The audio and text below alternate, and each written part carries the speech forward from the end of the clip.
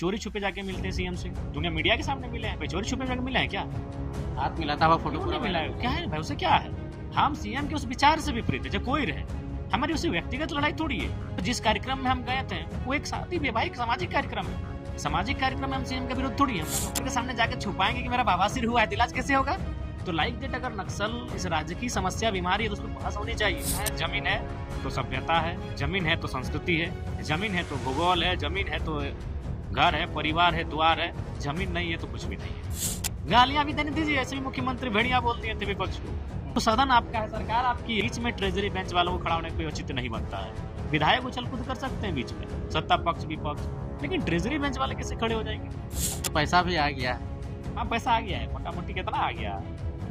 2,13,000 और फिर 1,59,000, वो जो 9 दिन का वो काट के आया है पैसा।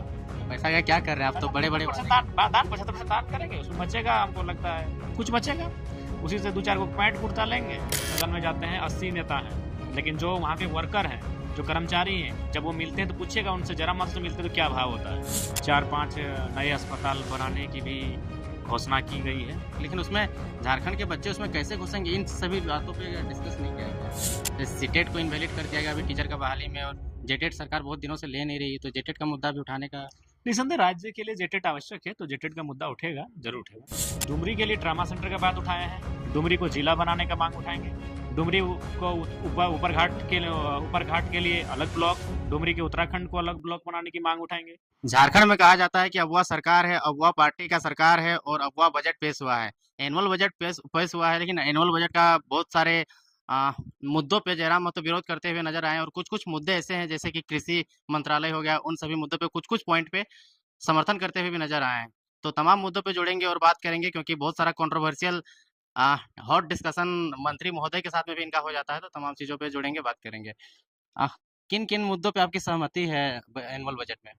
देखिए, कृषि को इस बार अच्छा बजट दिया है, 4-5 नए अस्पताल बनाने की भी घोषणा की गई है, लेकिन उसमें सराहनीय बजट है। हाँ, एक मिनट रुकना चाहेंगे, लेकिन उसमें झारखंड के बच्चे उसमें कैसे घुसेंगे, इन सभी बातों पे डिस्कस नहीं किया गया। बिल्कुल, बहुत सारे लूपहोल है। देखिए, पहला बात है कि बजट अभी घोषणा आपने किया है, हम्म, धरातल पर काम होगा, उस काम में उस काम के होने के बाद क्या लोग लाभान्वित होंगे कि नहीं होंगे, वो भी बहुत बड़ा प्रश्न रहेगा। हम्म। लेकिन अगर बजट को भी देखा जाए और थोड़ा सा अगर मतलब पॉजिटिव नेगेटिव दोनों को मिला के एक कॉम्बिनेशन करते हुए अगर अपनी राय देनी हो, तो कुछ कुछ बिंदु हैं जहां आप सरकार को कहेंगे कि हाँ ये ठीक हुआ है।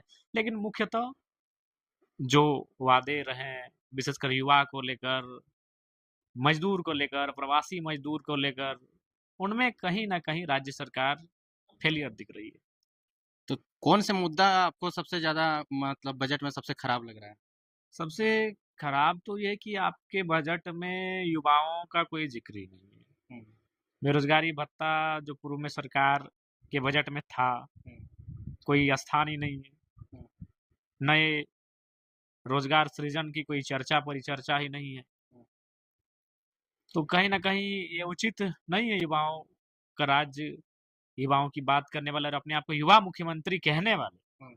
सदन में लगभग जिन मंत्रियों ने, जिन विधायकों ने सत्ता पक्ष से मुख्यमंत्री की प्रशंसा की, उन्होंने मुख्यमंत्री हेमंत सोरेन नहीं कहा है, युवा मुख्यमंत्री हेमंत सोरेन। तो एक युवा मुख्यमंत्री होने का दम भरने वाले मुख्यमंत्री अगर युवाओं को इस प्रकार से माने निराशा और हताशा के बादल में झकझोर देंगे, मेरे हिसाब से उचित नहीं है। युवाओं के मुद्दा को जोरदार से उठाएंगे, क्योंकि सरकार जब 2024 से पहले जब थी, उस समय 2021 को नियुक्ति वर्ष बताती थी, 22 को नियुक्ति वर्ष बताती थी, 23 को नियुक्ति वर्ष बताती थी, लेकिन सब प्लेन जाता था।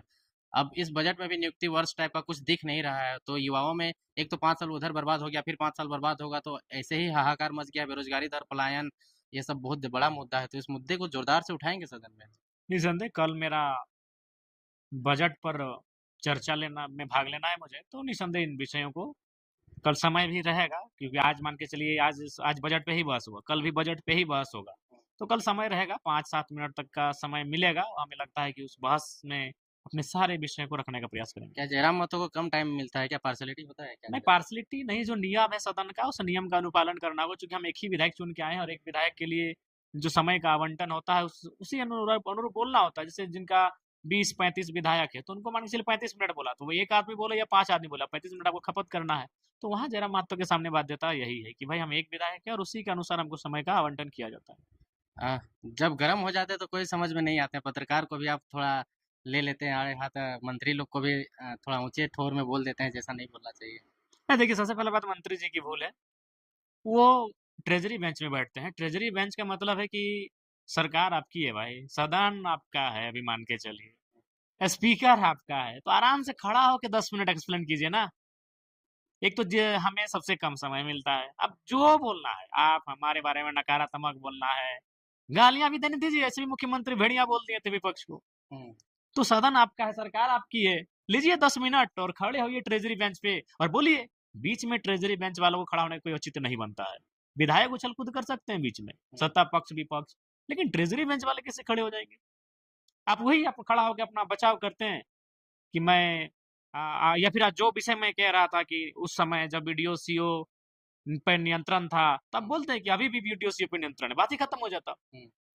हल्ला करने की जरूरत ही नहीं थी मंत्री को। मंत्री हल्ला करने के लिए नहीं होता है, हल्ला करने के लिए विधायक होता है, विपक्ष हल्ला करने के लिए होता है। अब मंत्री हल्ला करेगा तो फिर काहे की सरकार भैया? खराब लगता है सब चीज देख करके। नहीं बिल्कुल, वे लोग कहीं ना कहीं जो एक सदन की गरिमा होती है उस गरिमा के विपरीत कार्य कर रहे हैं। ट्रेजरी बेंच को हक नहीं बनता है। लेकिन सत्ता पर आपका आपका हर बात का रिएक्शन सत्ता पक्ष देती है। रामदास सोरेन आप बोले कि आंदोलन में बैठने पड़ेगा 1,36,000 करोड़ लेने के लिए, तो आंदोलन में बैठेंगे, समर्थन देंगे, तो उसका जवाब दिया रामदास सोरेन ने शिल्पी नेहा तिर्की। मतलब आपके सत्ता पक्ष के लोग हमके आपके हर एक एक्शन का रिएक्शन देते हैं।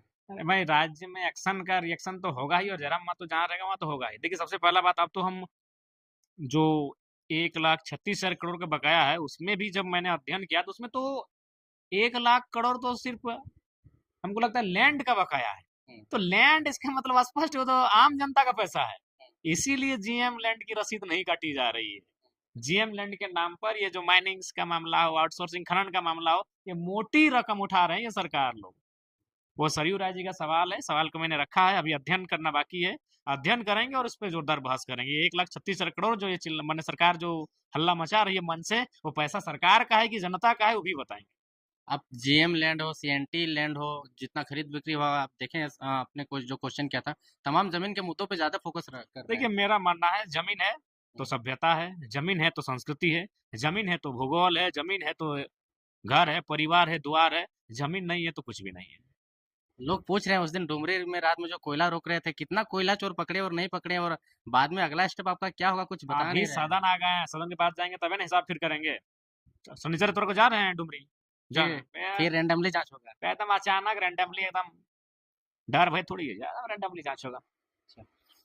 विधायक बनने से पहले भी नक्सलवाद पे बात करते थे, विधायक बनने के बाद भी सदन के अंदर नक्सलवाद पे क्या कुछ इस मैटर को ज्यादा ही आप तवज्जो दे देखिए रहे हैं। नहीं, तवज्जो देना होगा, क्योंकि इस पे कोई बोलना नहीं चाहता है, और ये एक राज्य की बड़ी समस्या है, समस्या नहीं एक बीमारी है, और उससे आपको मुक्त करना होगा इस राज्य को। और तभी आप मुक्त कर सकते हैं, जब किसी भी बीमारी का इलाज तभी होगा जब उस बीमारी पे बात करेंगे।